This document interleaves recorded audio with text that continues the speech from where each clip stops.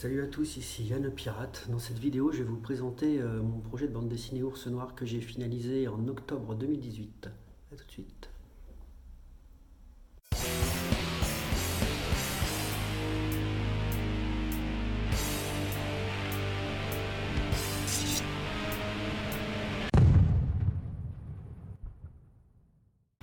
Ensuite, bon là il s'agit d'une page de garde que j'ai.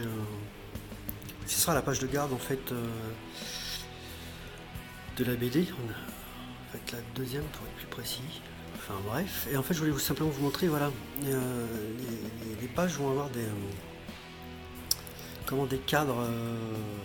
Bon, ça va rajouter un petit peu à la lourdeur au détail, mais bon, c'est ce que j'aime. Et puis bon, voilà, pour être honnête, quand vous voyez les trucs de douillet, pareil, s'il y a des cadres Et en fait, le cadre est pas anodin parce qu'en fait, il rajoute encore une couche supplémentaire à l'histoire, en fait. Et je trouve ça super intéressant. Et comme j'étais illustrateur en Celtic pendant pas mal d'années, en fait, c'était pareil, quoi. C'était la surcharge de détails, mais il y avait des symboliques, des formes, des choses qui rajoutaient au contenu. Donc voilà. Et vous voyez, il y a des choses que je rajoute, en fait, que je rajouterai après à la maquette.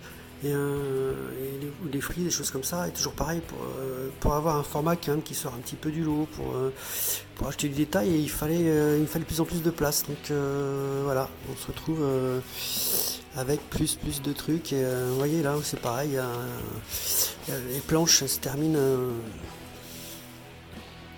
Les planches se terminent avec par exemple des encadrements comme ça que je ne pouvais pas rajouter en fait au moment de la conception de la planche originale parce que je voulais une certaine souplesse à la maquette pour pouvoir vraiment cadrer au millimètre et comment dirais-je, la mise en page principale avec les éléments qui se rajoutent, et aussi par rapport aux cases, en fait, mine de rien. Au moment où j'ai mis au propre le texte et j'ai positionné les cases, ça m'a fait un effet monstre parce que en fait j'ai passé plus d'un mois rien que pour la maquette, rien que pour les cases, parce qu'il a fallu que je trouve une calligraphie qui fasse BD old school, qui soit lisible, qui prenne pas trop de place. Il a fallu que à chaque fois que je mettais une case, que ça enlevait pas trop de détails à l'illustration pour pas cacher les éléments principaux. Mais du coup, en fait, je concevais toutes mes planches sans prévoir les cases, ou très rarement. Je crois que ça m'est arrivé peu de fois.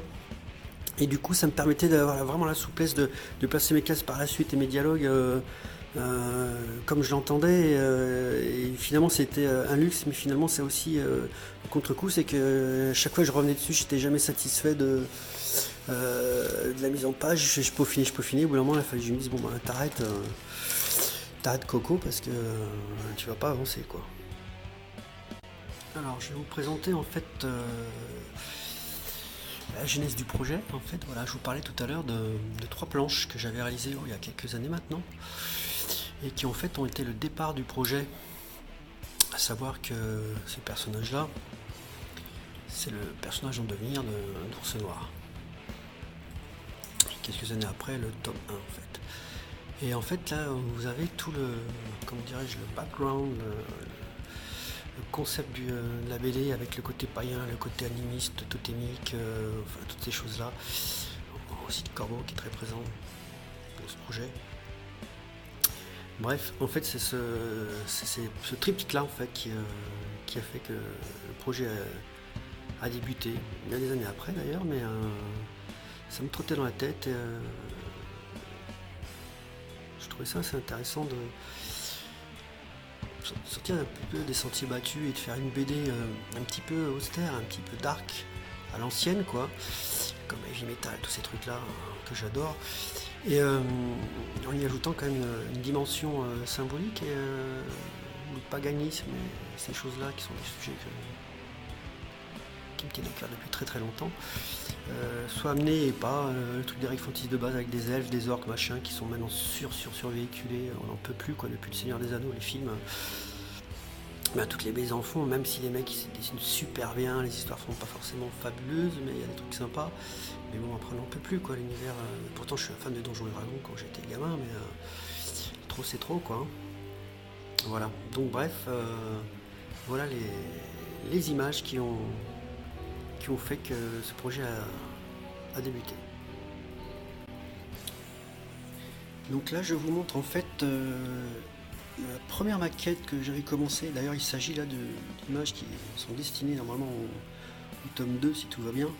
Donc quand je vous dis j'ai fait vraiment la BD de manière empirique, c'est que j'ai commencé par le début du tome 2 et en fait qui ne devrait pas être un tome 2 à la base, mais et en fait il y a plein d'idées qui sont bousculées et en fait j'ai eu une idée de cheminement en très peu de temps et le temps que je fasse cette pré-maquette, en fait j'avais le fil conducteur du premier tome et donc du coup j'ai laissé tomber cette étape de l'histoire pour commencer le tome 1. Alors là, je ne sais pas si vous voyez bien, en fait j'avais fait une façon hybride un petit peu plus moderne, c'est-à-dire avec de l'infographie pure où il y avait des teintes de gris, par exemple pour les fonds, des choses comme ça, et en fait du coup ça me plaisait bien. J'ai même fait une animation qui est disponible sur ma chaîne YouTube, sur laquelle vous voyez cette vidéo, où il y a ce traitement là, et en fait je me suis vite rendu compte que ça faisait trop moderne et en fait c'était pas moi, quoi, c'était pas mon style, et je préférais vraiment les trucs épurés, les trucs vraiment travaillés à la main, quoi, et l'ancienne, quoi, comme dans mes bons vieux Conan. Et donc du coup j'ai laissé tomber cette idée et je suis passé à autre chose.